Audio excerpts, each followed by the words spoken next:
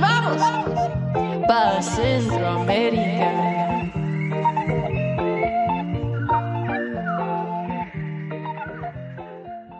Hello, everybody. Welcome back to another Central American Voices podcast. Today, we are with Steven Levyn Cruz from AFJA. Welcome, and thank you for being here on the podcast. Thank you very much for having me. Something that I wanted to talk about, going back to first to your childhood. Okay. So a little bit more back before we started with AFJA. Man. What was your earliest memory with football? Oh, well, I think it's in El Salvador. I grew up playing baseball.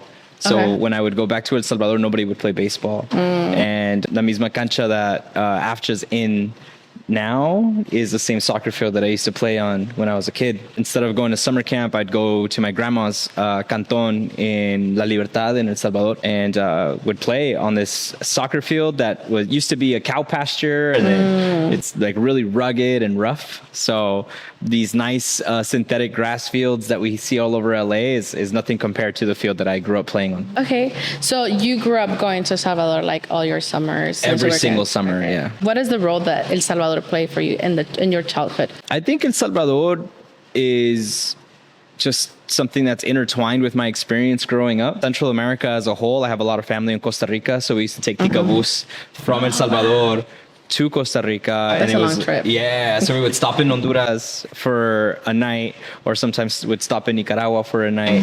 Actually, not Honduras. It was mostly Nicaragua that we would stop on the way to Costa Rica. So that whole region of the world for me is something that's part of my upbringing. So it's something that you did growing up all the time, and then going from LA to over there. Yeah. So that duality of experiences growing up in LA, but also spending my summers 3 months out of the year in El Salvador, is something that really marked my upbringing.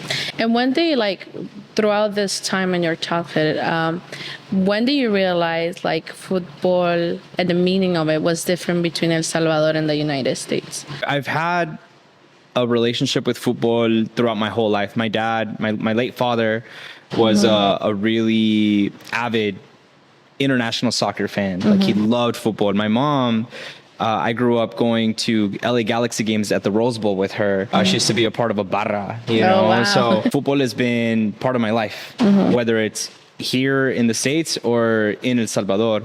When I would go to El Salvador, I was in El Salvador for, I'm going to date myself, but I was in El Salvador for the 1998 World Cup. Oh, wow. In France. And I remember how everything stopped to watch it, even on the smallest little TV, whether you're at the corner store haciendo una compra and everybody's watching the game and you're just buying a charamusca or something. And at an early age, I really found that how powerful of a sport and how powerful of an experience it was. What I can see based on what you've been sharing is something that is kind of in the culture that you grew up with, but also with your parents. So here that you grew up going to El Salvador and the cancha que usa AFJA, donde creciste.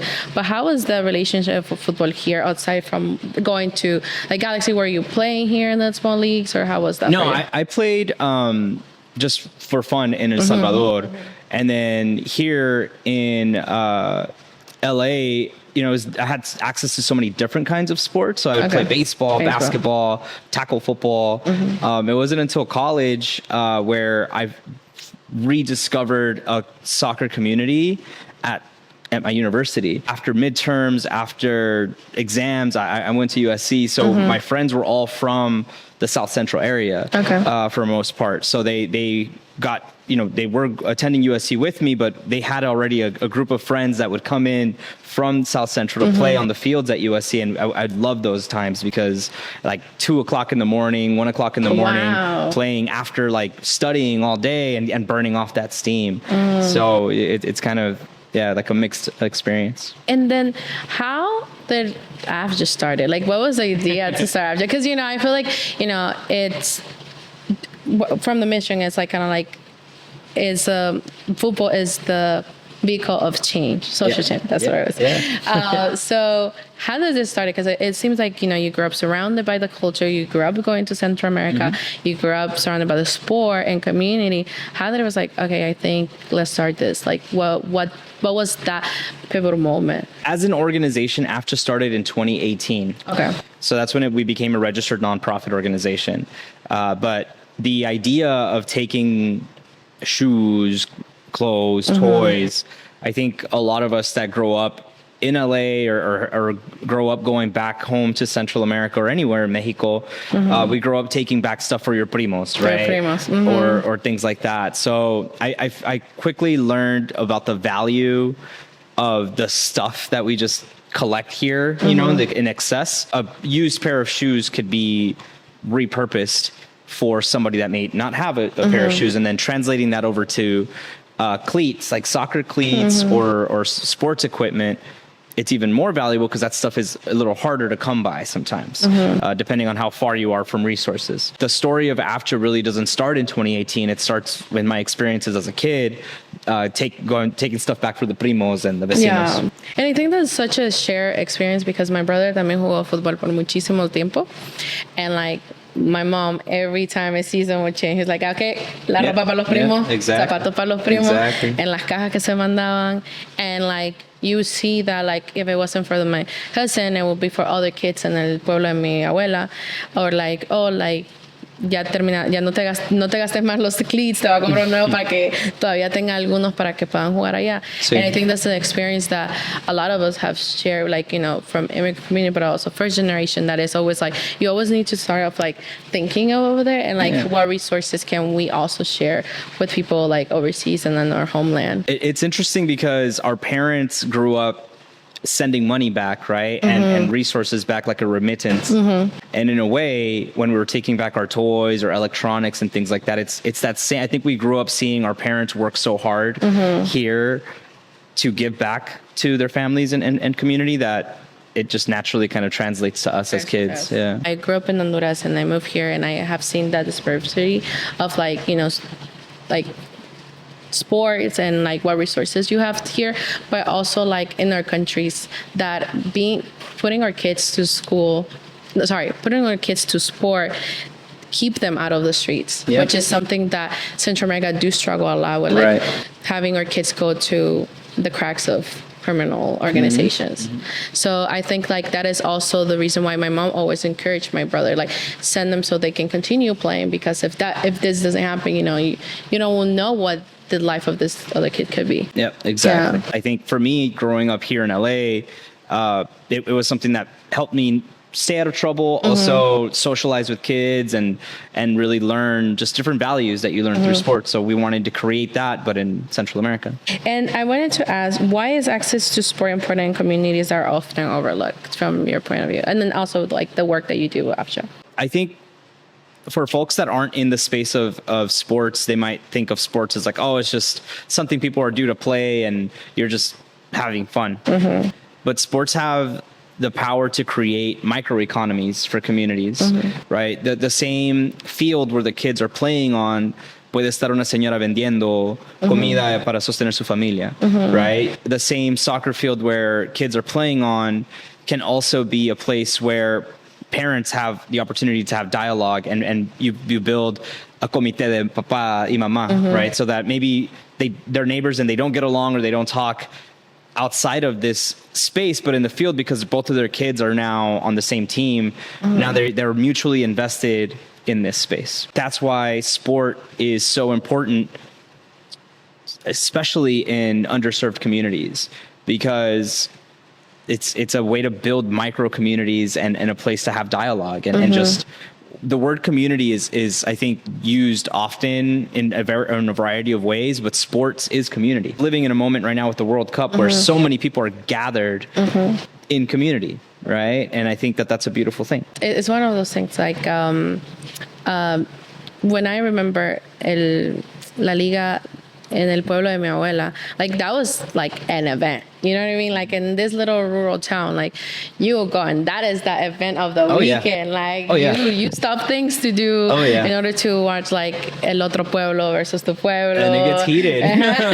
Like, you know, se van hasta con la banda de la escuela and like everything. And I think it's a moment when people like just get together and they feel proud of like, you know, en este ejemplo, like del pueblo, but also like it translates to feeling oh, like I also want to do that, right? And I think that a lot of times people think investing in sport is just for creating athletes, but I think it's more than that. I hear it all the time, especially being Salvadoran. When we first got started, a lot of people were like, oh, ustedes van a cambiar la selecta, por fin vamos a tener una selecta digna, que los 11 jugadores van a salir de AFJA. And it's like, that's so hard, right? It's so hard. Like, but that's not to say we haven't had kids from our academy play for the national team. We've had on both the men's and women's side kids from AFJA, from the rural countryside of El Salvador, get called up to a national team, which to me is one of our proudest things.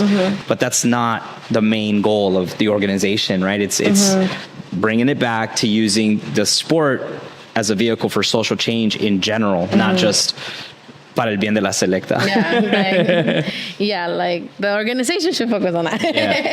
And now you can talk a little bit that you have an academy. So what is like the focus that AFJA does in El Salvador, and then what does AFJA also does here, because it's kind of like a bridge, right? Exactly. It's a bridge, and it's not just in El Salvador. We have an academy in Chimaltenango, Guatemala, in parts of Panama through our partnership with Jaime Penedo, the former goalie of LA Galaxy, Osutepeque, Honduras, and right close to El Salvador. But we're really invested in identifying community-based organizations that send resources through this bridge. We are that bridge, right? It's very interesting because Central America is a land bridge. So that is a recurring theme throughout our story is connecting community here with community over there through sports. And then the academy that you focus is only over there, or you also do academies locally here? We do individual development, right? So here we work with the LA Kings, the LA Galaxy. We've worked before with the LA Dodgers, the Angels. I mean, this Sunday we have Salvadoran Heritage Day at Angel Stadium. Locally here in LA, what we focus on is giving access to kids into sports experiences. So kids that may not be able to go to a stadium, or their family, maybe they're from a single parent home that can't afford to go to a game, we will identify those kids and give them those resources so that they can go to a game. To date, we've taken 5 kids to the World Cup, and that's something that I'm super proud of, because that came out of I was literally driving through downtown LA going to the plant district with my mom, and I get an email from a dentist in Washington. And they were like, hey, we found AFJA. We have 4 tickets to USA versus Paraguay, and we want you to go and take kids that would otherwise not be able to go. And it's miraculous to me. It's a miracle for me, because I literally the weekend before met a single father who had lost his wife to breast cancer and has a 10-year-old daughter and a 15-year-old son, and he's sharing his story with me because I'm a new dad. So I'm like connecting with, I'm like in dad groups and stuff. I'm in dad groups trying to make dad friends, and he's telling me this, and I'm like, man, I couldn't imagine how hard it would be to raise. It's already hard enough to raise a baby, right? One baby. Now imagine 2 kids without a mom.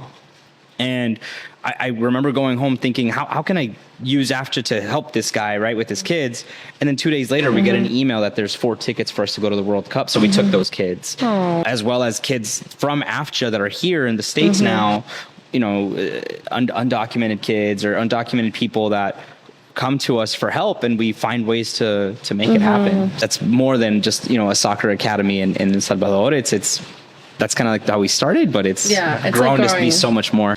Yeah, and I think that is so beautiful, because I remember seeing the video on social media, and not me crying. I was like, why is this video making me cry right now? But it's so beautiful, because I feel like we all have grown with the idea of always attending a World Cup, and I think like our parents have worked so hard, that maybe when we were younger that they couldn't provide that, right? And for example, you sharing the story about that dad is like, that is an avenue that you can support, right? Because it's like something that he might not be able to provide, but that experience will always stay with them. Yes. And it's more than just a sport. Yeah. Absolutely. Now that you mentioned a little bit about the support that you had from dad dentists, what do you think is the responsibility of the diaspora that has towards the community where our families come from? I feel like I surround myself with people that get it. Okay. You know what I mean? So I don't really surround myself with people that don't understand what the importance is of that responsibility. I try to align myself with people in organizations or collectives that understand that what that we live with an immense amount of privilege being where we're at and giving back in different ways, whether it's Ambiente Central, whether it's AFJA, whether it's different things that I'm a part of. I'm always intentional of who I work with, because we have a really short amount of time on this planet, and why spend it like not doing something good? It's true. Like a lot of people do understand. Other people are like, well, you know, like they're very like, I'm not gonna, you know, they just go about their life. But I think it's just, to me, I think just going back to what you were saying about the kids, when I was seeing what you posted, I was like, oh, like that's just so meaningful. It's just changed one life, you know. It's and also like the opportunities that you get back in the homeland. It's like you're changing life by doing it, you know what I mean? And I think from what you said about our parents, that kind of like we grew up teaching.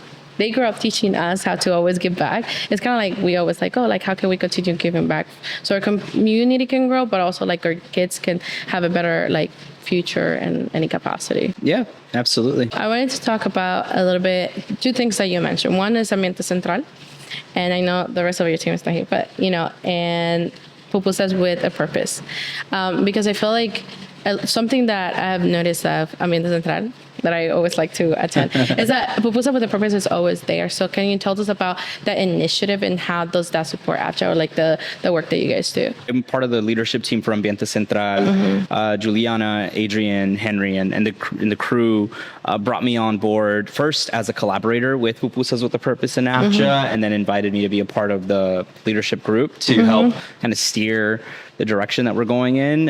All credit really goes to Juliana. She's the creative mastermind, creative director, and one of the founders. I'm older than they are, so sometimes I feel like You're like the dad. Yeah, I'm like the dad, and I'm literally a dad. I try not to be too much like in the scene. I try to like to be behind the scenes with Ambiente Central, but I think for me, what I see in Ambiente Central specifically is just a collective group of people that understand the importance of representation of the Central American experience. To see young people do that, for me, is it fills me with a lot of joy, because it's something that I wear on my sleeve. I'm unapologetically Salvadoran, I'm unapologetically Central American, and I've always been that way. And to see a younger generation kind of like take the Olympic torch and continue the rally race is something that I'm really happy about. When I got the opportunity to work in an official capacity with them, I felt it was the right move, you know, and since that partnership, like I was able to bring them into the LA Galaxy Stadium to be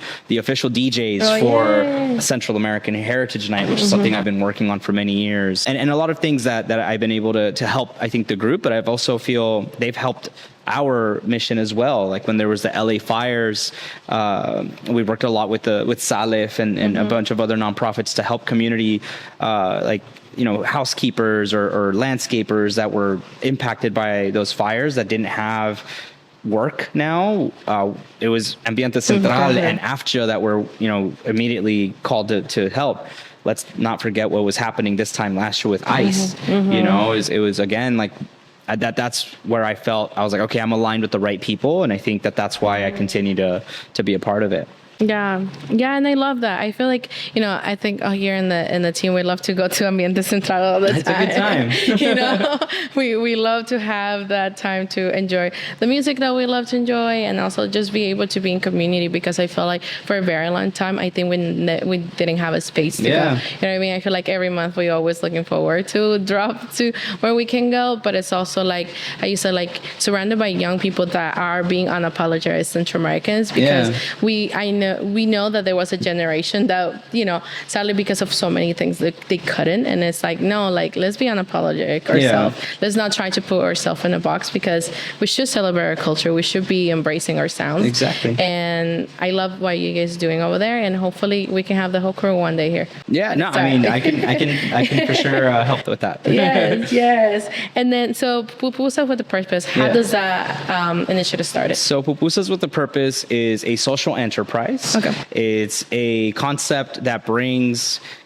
something that we've been experiencing for many years with my family. Whenever there's a need to raise funds for something, maybe you have a neighbor that falleció alguien en la familia, or something happens and you need to raise money, we sell pupusas. And my tia, who everybody calls tia, is the cook, and her recipe and her sazon is the one that makes everything. I know how to make, I can palmear pupusas, but like the flavor and everything is really something that we all give our credit to tia. It's a social enterprise that basically sells food and raises funds for AFJA. So we're inside of the LA Galaxy's stadium. You can find us at all home games in an official puesto, which is really cool because we're right next to my father's barbecue and a Korean chicken spot. So when people come to the stadium, they're like, oh, wow, like I didn't know you guys had pupusas. And we're like, well, we have plátano frito, tenemos baleadas, tenemos todo lo demás. So the whole thing. Yeah, we try to bring not just pupusas, but like Central American flavors into spaces that it wasn't in before. And we do that also at Ambiente Central, right? Is bringing Central American dishes, different things to keep it interesting, right? So it's not always pupusas. We're actually going to be rebranding. Pupusas with a Purpose will still be something that we offer, but we are going to have more of a global kitchen, like a World Cup themed cafe.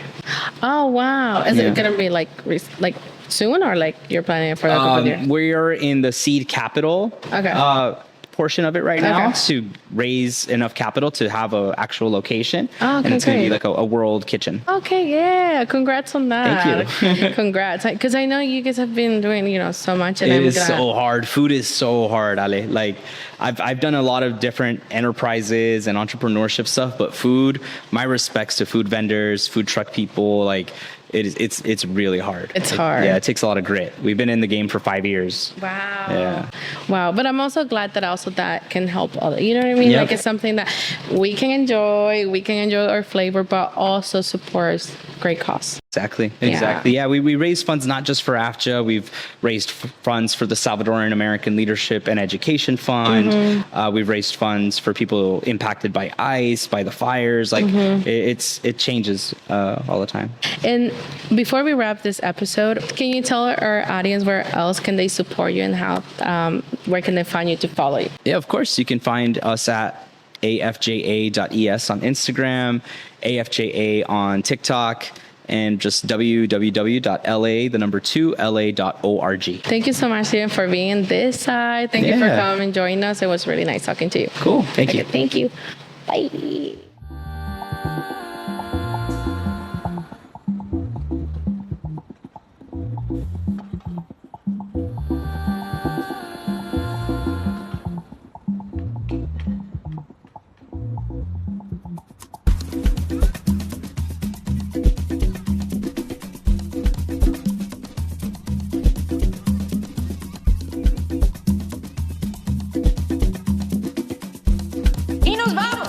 Pa' Centroamérica.